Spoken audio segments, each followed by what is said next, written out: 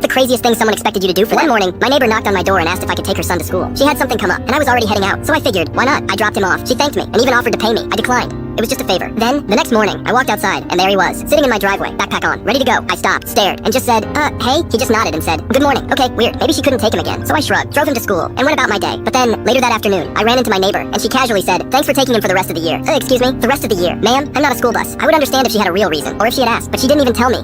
She just assigned me this job like I was an unpaid Uber driver. Absolutely not. The next morning, I walked outside, and guess what? He was already waiting in the driveway. At this point, I was done. I walked up to him, shook my head, and said, come on. He sighed, grabbed his backpack, and followed me right back to his front door. I knocked. His mom opened it, and immediately started freaking out. What are you doing? You're supposed to take him. Ma'am, who said that? She went off about how I was being selfish and how I was ruining her schedule. She actually had the audacity to say, you can't just abandon him like this. Abandon him? He's your son. I tried to stay calm, but then her own son turned to her and said, Mom, why are you so lazy? She gasped like he had just exposed her deepest secret. She pointed at him, pointed at me, opened her mouth, and then just slammed the door. And the next morning, when I walked outside, her son was waiting for the bus, like a normal person.